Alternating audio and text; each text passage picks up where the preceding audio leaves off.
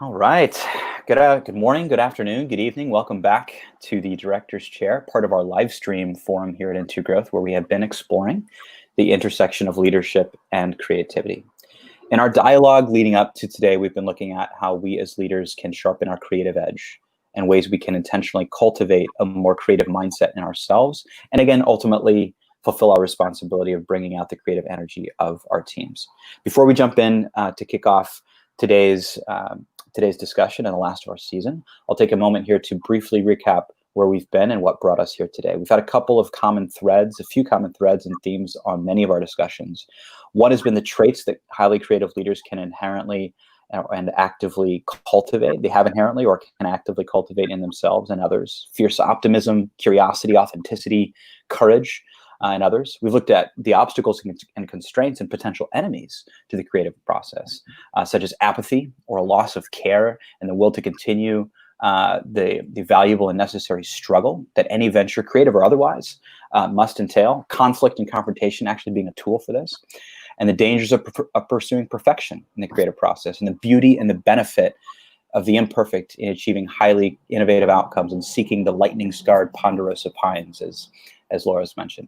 And we've also looked at the tools and catalysts that we as leaders can employ to cultivate and drive the creative process: storytelling, conflict and confrontation, resource limitations and how that can be very helpful, and again, a catalyst, improvisation and lessons that we can take from the performing arts and the stage in general, and others.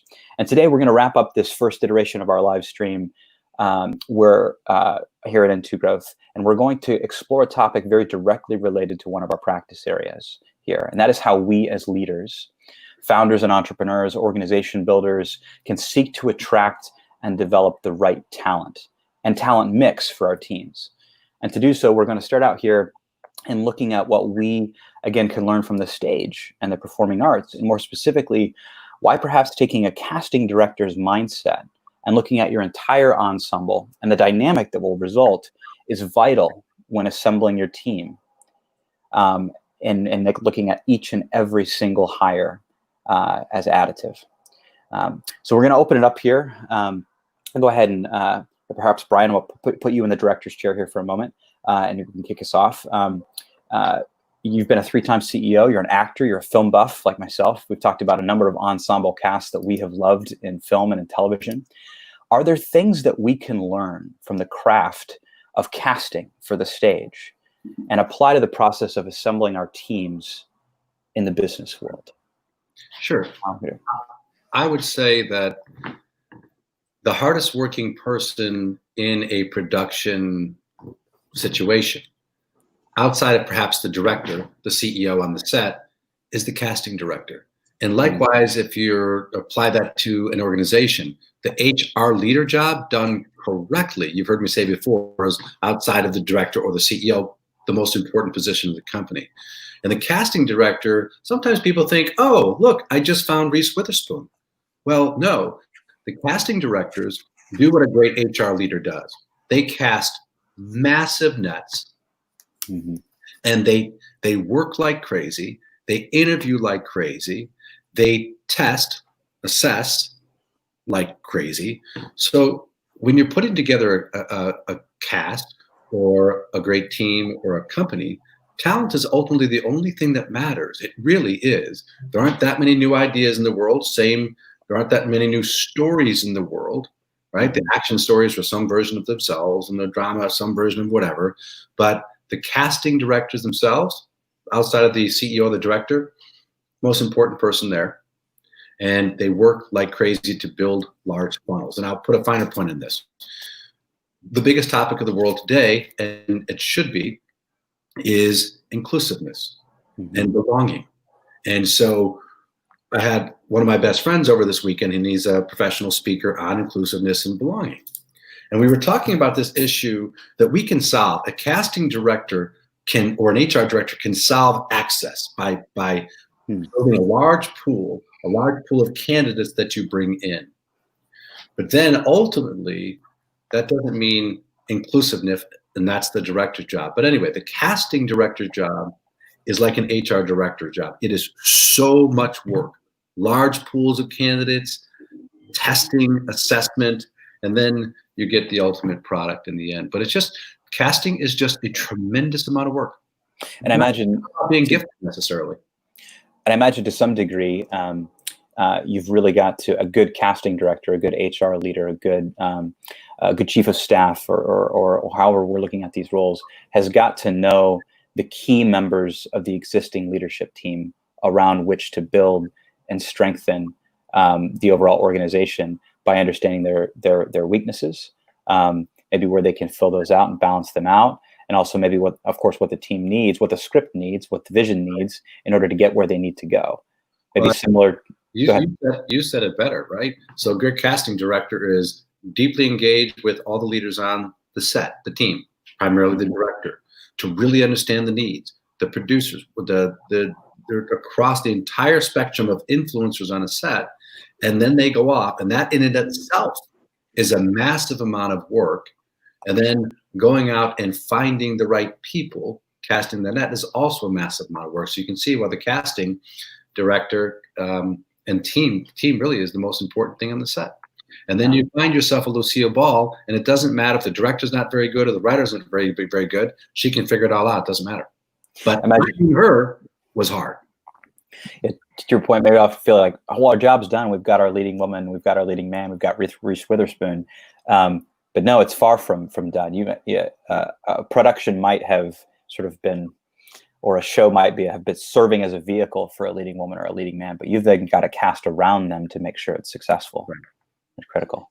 So the other thing, I think those two positions, whether you are a casting director or the head of HR business partner, it's an incredibly creative, and you really need a conceptual level of thinking to be able to succeed.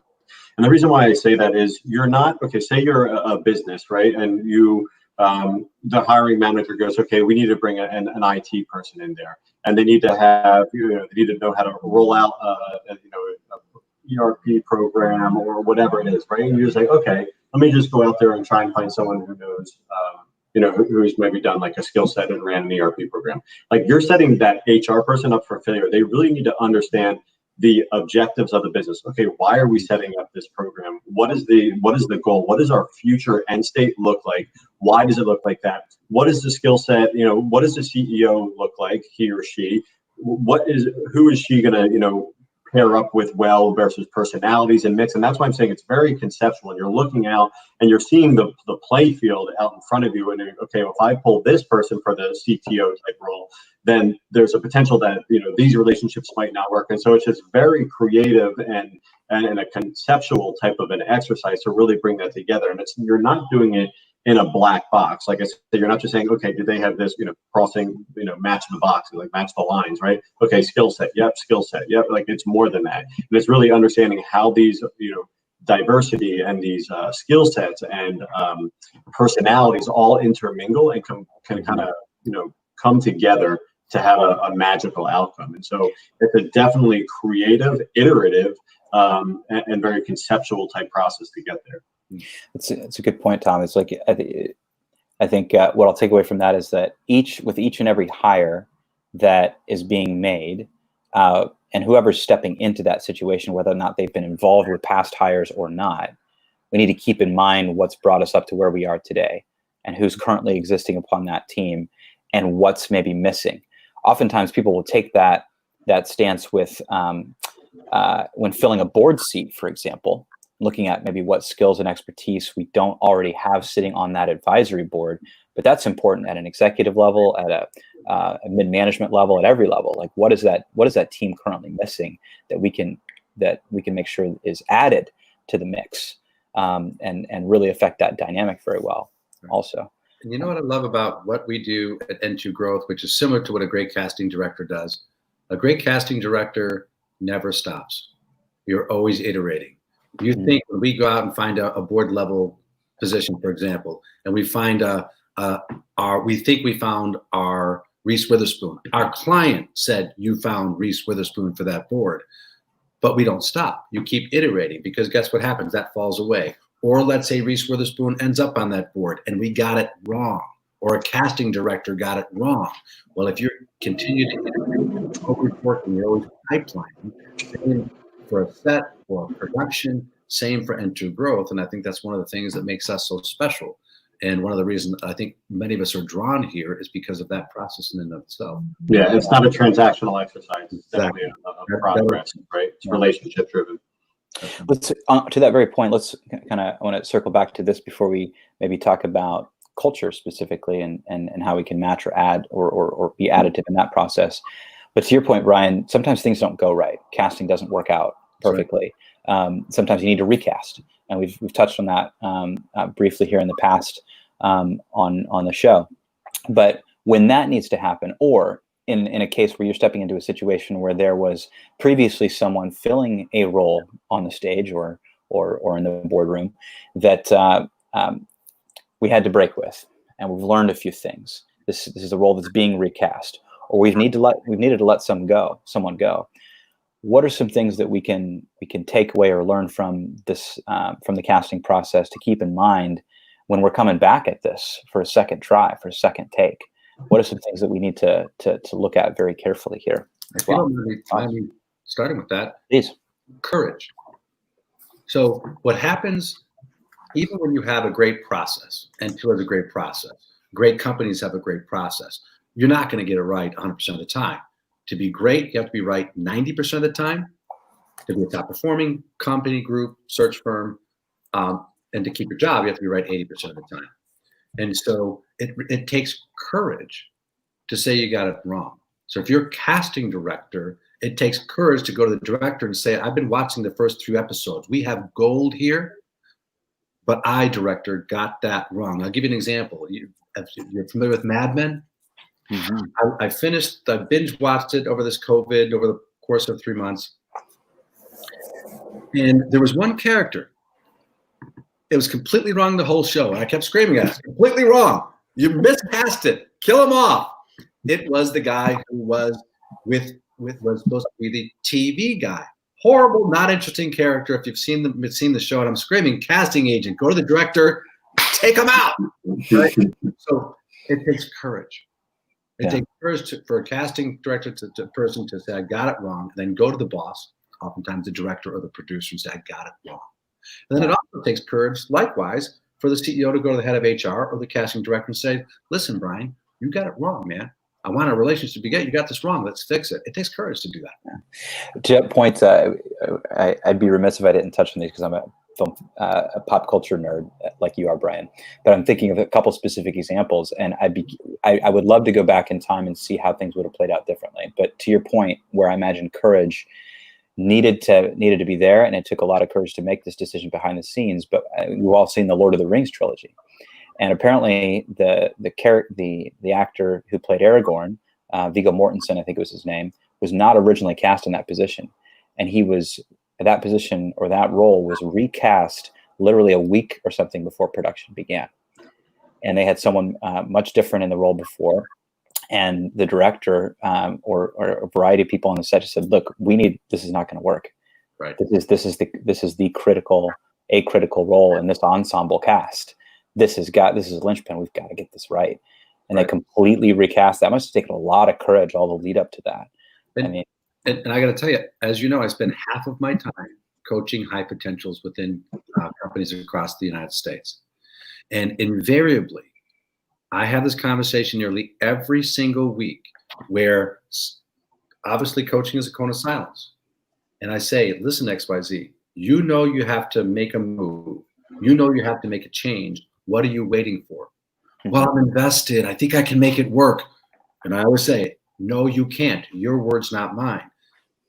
It's the same with regard to courage on a set or anything else. You have to have the courage to make a change. You have to have the courage to admit a mistake. And it's a crazy thing with people because it's so hard to admit that because we have emotions. But it's to do these things, it requires courage. It's maybe even courage from the outset when you know you're making a hiring choice or a casting choice that you know is right and is not the obvious one too. Exactly. I imagine that it was reading. Actually, I just ironically had come across an article just the other day on the casting for Heath Ledger in Christopher Nolan's Dark Knight film, And apparently at the time, this is years ago, before Twitter and a lot of social feeds were really just blowing up, and fanboys and girls were saying, you know, they would get all up in arms about a casting choice they didn't like, but people hated that casting choice. And he posthumously received an Academy Award for it. So it's like, you know, that took a lot of courage, I think, for them to say, look, this is not the obvious choice, but it's the right one, and we're going to stand by it. I think what you're bringing up here, Dan, is so powerful. How many times, and most things fail or become very average because people do the safe choice, the right schools, the right backgrounds, this and that, knowing that it's not likely to get shot down. It's going to be safe, and no one's going to lose their job over it.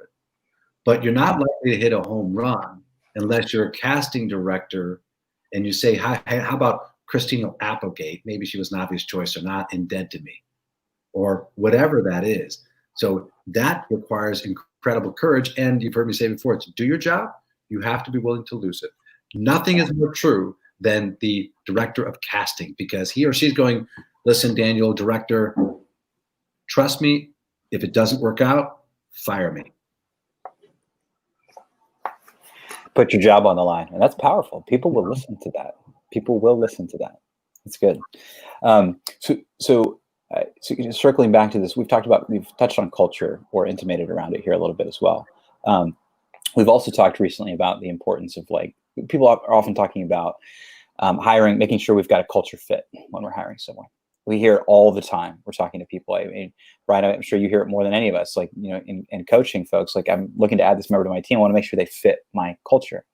Are there dangers in looking at that? And Laura, I know that you've looked at, you know, we've talked about culture and teams quite a bit in your training and on some of our previous episodes. Are there dangers in hiring for, or looking maybe almost exclusively at culture fit? And should we be? We've also we've heard people talk a little bit more about the importance of hiring for culture add. What does that mean? And are there dangers in looking just at culture fit exclusively as well? Laura, can I put you in the chair for a second? Yeah, sure. Yes, I would say that there are dangers in that. I think that, you know, one of the things that casting directors, hiring managers need to keep in mind when they're hiring for culture fit is that you are consciously looking for people like us, or people like me. And that's dangerous, because then you are not hiring diverse hires, right? You're hiring for likeness. You're hiring for someone who has the same experiential background, the same education, you know, people who have, you know, gone through the same types of schools and have the same types of degrees and the same types of experience from the same types of companies previously. And when you end up with an entire cast that is made up of that, you not only are you not going to necessarily have diverse thoughts, and which is a key ingredient in innovation, right, and creativity, is you need to have diversity of thought, but you also risk things like unconscious bias, right, which is when everyone is kind of thinking the same way, not challenging the status quo, right, to Brian's point. Like, sometimes you have to cast or think or innovate or produce outside the box. You have to do the thing that's unpopular, and that's not necessarily staying the course, that's staying the safe route, but instead you're breaking out of that. That's when you break barriers, right, is when you are willing to take that risk, to be courageous, to be vulnerable. And so when you have unconscious bias, everyone is just kind of making the same decisions because everyone is thinking the same.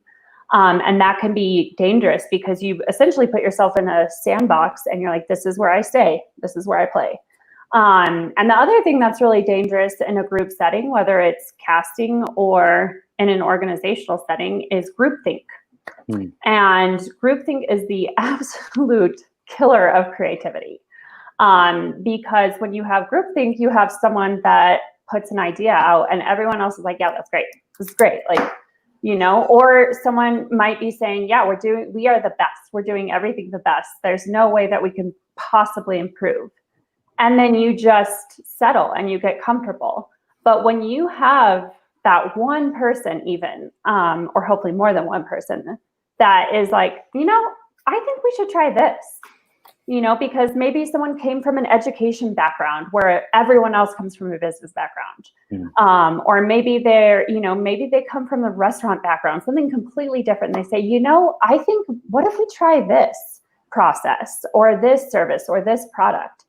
Now, all of a sudden, you have launched yourself into a progressive state, and you're challenging the status quo. And that is so important.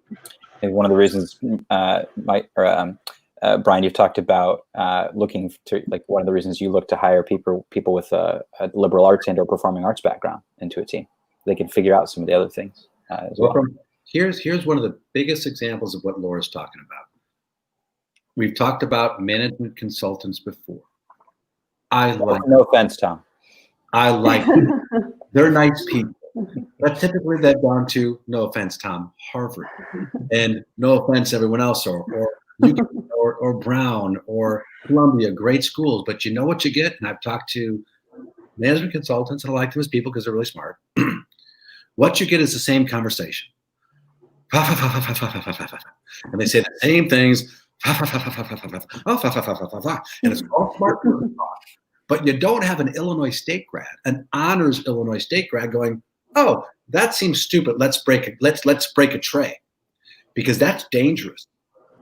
People lose their jobs over that. But how you get the real breakthroughs is not going, I like McKinsey or Deloitte or these other places, and get the same old because they haven't hired for color. In my experience, and my sample is large, they haven't hired for color. They haven't hired, in my experience, for diversity. And diversity. I want to bring up two important points that Laura made. And I'm not trying to dodge anything that Brian said. I'm happy to do it. But Laura, we're not. Yeah. You are. So Laura made two very strong points. I want to just tap back on that. The unconscious bias. That's one of, like, the words and the buzzword you're hearing a lot now. But and I didn't really get it or appreciate it until someone brought up an example. So I'd love to just bring that example here just to kind of show the dangers of it. For example, male and female roles. We'll bring that up. If you have a very successful businesswoman and she goes, sorry, I can't make our next week's meeting at 4 p.m. I need to go home and I need to go to my son's baseball game. Most people would be like, all right, yeah, it makes sense. Like, typical motherly thing to do, like, has to skip out, go to does the family thing, right? If you have that same situation and a guy goes, I can't make next week's meeting at 4 p.m. because I got to go to my son's baseball game. People's reaction, like, oh my gosh, look at him. What a family man. So, like, able to still take care of the family while, working hard. So it's a vastly different reaction that people have looking at the same exact scenario, just one male and one female. And so that's just like a great way that you can see that, that unconscious bias, not that you took it out on the woman for skipping and going to that game, but you give the guy much more accolades for doing that. That's not everyone does that, but you would see how society would more often reward the guy over the woman for that. Second part I want to bring up is what Laura said with the skill set and really bringing in that diversity, because that can be additive to a team. And I equate everything to sports because I just think it's just, maybe I just grew up that way and I can dumb things down like that. It makes it really simple for me. But when it comes to think of the soccer field, for example, and you have there's many different types of positions, right? So not only as a coach are you hiring for specialization in each one of those positions, but you also want to look for a different type of personality. For example, if you're a striker, right, you're in the very front of the line, you're all in, you almost have to be cocky, you want the ball, your goal is to score, right? You're going to be a little bit more of a ham, a little bit more showy because you want that ball, right? Now contrast that to a sweeper, someone who's at the very, very back. Ultimate job is to really play defense and prevent the other team from scoring. That position, you really need to sit back, observe everything, read the game incredibly well, know where to be at any given time to prevent themselves from committing overly like a striker would and kind of taking more of a backseat role. So it's not just being, great at defense or great at scoring. There's also a personality difference. Not only that, but if you are, say, a midfielder and you're trying to you stole the ball from the defense and you're going down the field to score, and you dish it off to the striker because that's what you're used to doing. The striker always scores, and maybe that wasn't the right move to go to. Maybe the defense knows that what you're going to do, and they go to the striker, and here you are, you had a wide open shot, but you pass it to the striker. After the game, the striker, being all kind of like, cocky or what have you, might say like, hey, Tom, like, why did you not take that? Like, listen, you had the field. You don't always have to pass it to me. And that's that diversity of talking. If you have that trust on the team where people can, have that open dialogue and say, hey, Tom, next time, if you have that, take it, go for it. And so it's that difference in personality that, not only are we trying to get people to be the same, but we want them to keep their own separate personality, but be able to impart those strengths that other people might not have, impart skill sets that might be your blind spot, right? And so that's what you want on a team to make it extremely functioning well. And that's what makes teams well in sporting events. That's what makes teams well in boards, on coaches, anything like that in the business world. And so it's just really keeping that diversity alive, not just in skill set and specialization, but also in that personality. Maybe, Tom, it's I think what we've perhaps hit on here is maybe the first step in making a great hire, right? I mean, maybe I might distill this down to assessing for culture fit, maybe exclusively, Laura, to your point, can unintentionally encourage a lack of diversity. But Tom, I think looking for culture helps us as leaders, as casting directors, as coaches. Now we're moving on to the sports analogies. Help us determine a candidate's individuality and differences and how they can make the ensemble, make the entire team and company better and stronger. Good point. So if we can go back to a point you made earlier, Dan, about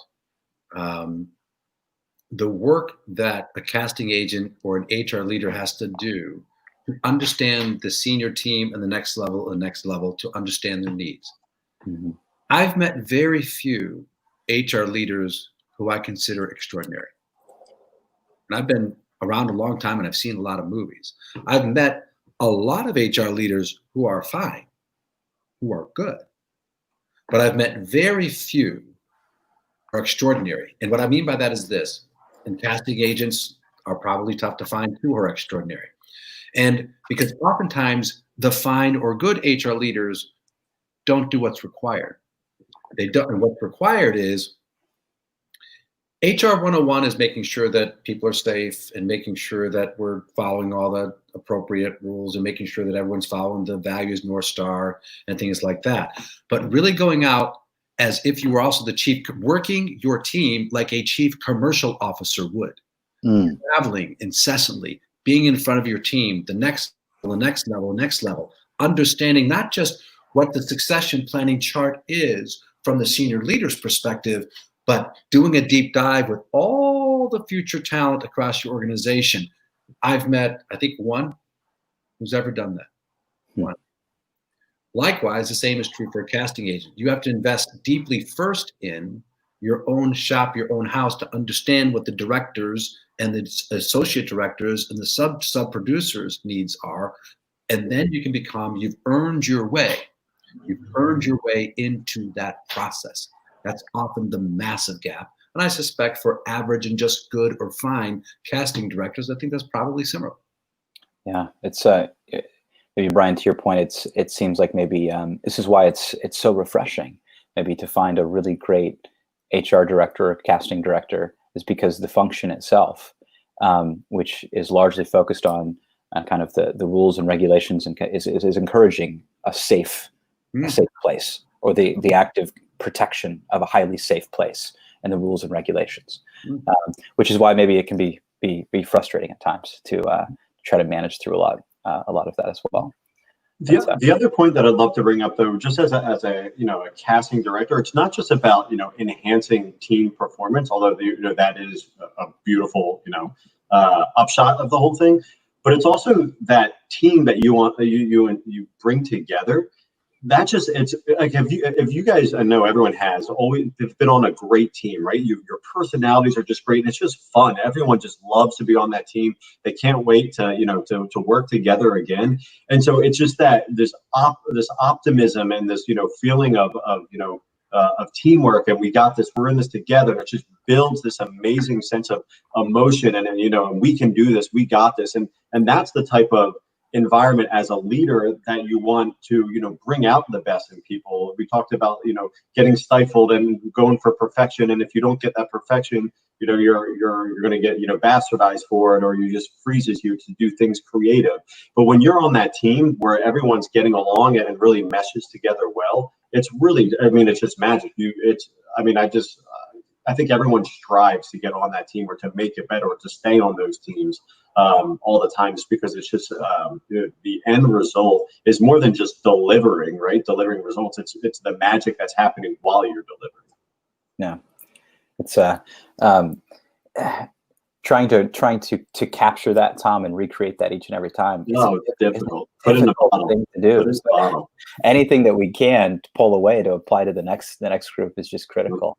I'm immediately thinking of I was speaking to one of the Tom R candidates just the other day who's telling me about, I'm trying to remember the name of the network that he taps into, but you kind of you tap into this broader network that individuals are involved in, other peers, to essentially create your own personal advisory board. Life is a startup, right? And you need your own mentors and folks to bounce ideas off of. And that group is intentionally kind of cultivated for you based upon kind of where you might be lacking. If you're a highly left brain person and you have difficulty showing your emotion and people seeing how and when you're passionate, if you kind of play things close to your chest and you're looking for a new hire, for example, and your hiring manager, the CEO, just can't seem to see that because you operate differently. And this is a group that helps him work through major life decisions too. And you need to hire your team that way also, very, very carefully. And it's not always just about that skill set. It's and the passion that someone might have. It's maybe more on the latter. It's about what they can bring to the team that is not currently there, and hiring for add versus fit. So. And I think when you think about hiring for culture add, to Tom's point, that is one of the positive outcomes that is usually unintentional, I would say, is employee engagement, right? Because if you're hiring just for fit and you're hiring just to fill a role, you're not capitalizing on someone's natural skill set or natural strengths or their experience and background that they're bringing from their previous life and previous professional experience. So when you're hiring for culture add, you're saying, hey, I want you in the company. This is the position that's open, but I think that you're going to have this tremendous ripple effect. And the person does, because if you allow someone to have a certain level of creative license, if you are the type of HR leader or casting director that can look at someone and say, hey, I want to get you in the door because we have this open, but this is what I see in your capability, and I'm going to let you run with this. Then you are going to have an employee that is incredibly engaged. You're going to have a team that's engaged. And that is such a huge upshot versus hiring for culture fit. Maybe one of the last things maybe we might touch on here is, what would we say? I think maybe this begs the question that if we're looking to hire someone for culture add versus culture fit, is there a danger that we might be bringing someone onto the team that doesn't fit our culture? How far do we take that? If we're looking for someone who's going to challenge the status quo, we want that in some ways, but we can go a point too far. So are there some things that we can do, some things we can keep in mind when we're hiring for additivity, to ensure that we're not we don't cast wrong and have to recast, that we've got someone that we're bringing onto the team that's going to embrace our culture but be additive to it. That they're not going to come in and detract from it as well, because there's the two sides of that. So are there some things that we can keep in mind here when we're looking to challenge ourselves without taking it maybe too far?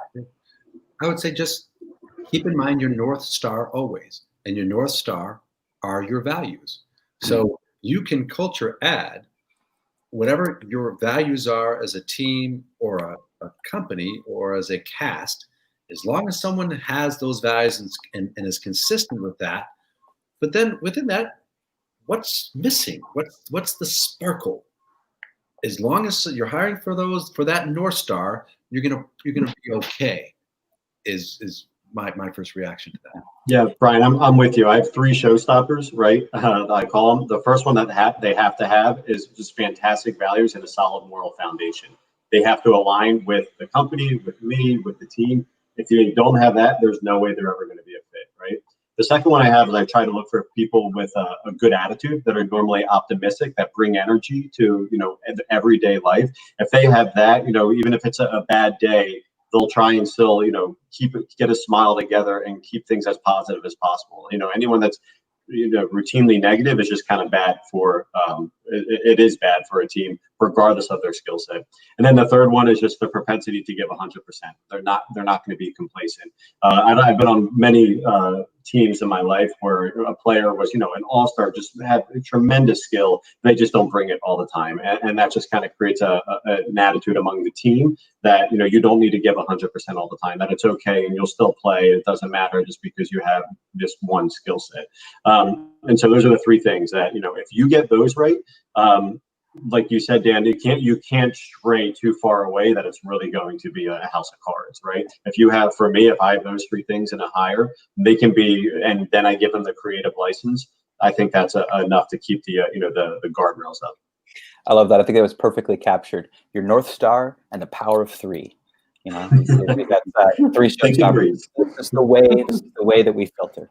So it's good. Well, guys, thank you. I always love our time together. I know we'll have a lot more of it.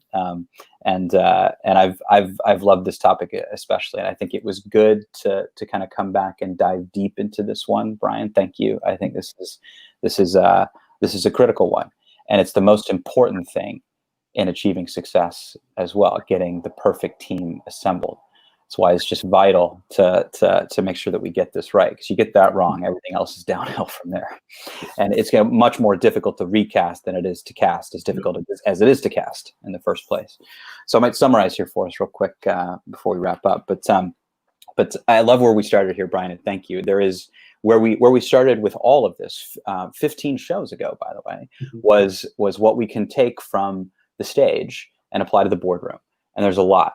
And specifically here, it's a role that's often overlooked and not appreciated. But the casting director, let's make sure we get that job right, because we've got to get the rest of the team right. And it's a very difficult job to have. A great casting director is always iterating. Brian, to your point, and it's something that we're doing here all the time, is also thinking outside the box, because sometimes the right hire is not the obvious hire. And if you have to recast, doing both of those things really takes courage. When you're not making the obvious hire, you have to recast. And so you have to be incredibly courageous and innovative in that function.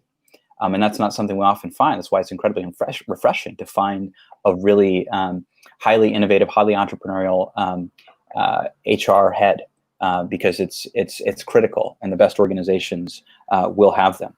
To your point, Brian, you have to be right 80% of the time. So you've got to really make sure that when you're ready to put it on the line, that you're to do your job, you have to be willing to lose your job. I think that was one of the most critical takeaways from the whole season, and that ties back to the traits that we got to have in the creative process. And a big one is courage, absolute courage, because you can't. The safe choice is going to be probably the wrong choice. And that's why hiring for culture fit can be dangerous, right? Because that Laura, to your point, is going to potentially encourage a lack of diversity, and a team that is not, Tom, to your point, well-rounded. You're not going to be filling in your gaps. It can be you can end up with groupthink. To your point, Laura, can be a killer of creativity. And Brian, I love this. When you're approaching the casting director's job, you need to think more like a CCO. It's critical. So good. Well, thank you all for joining us. Love this time together. I hope you'll stay tuned this fall for more online and live stream content from Into Growth. But until then, remember, to do your job, you have to be willing to lose your job. So have courage. Appreciate the imperfections in the process. Seek out those lightning-scarred ponderosa pines, as Laura talked about. Value conflict, to Brian's point, in the creative process. Be respectful, but not too polite. And have the courage to remain true to yourself as well and generate your own energy. Stay ambitious for your team. Seek out the moonshots and seek to always fill your creative cup so that you can lead creatively. So, guys, thank you. I personally think I'm biased, incredibly biased. And we've talked about the dangers of that. But I love this cast. And I think we got this cast right because I've had a lot of fun with it. So, I agree. Agreed. We'll see you in the fall. sounds good. Yes. Thank you all. Next time. Take care.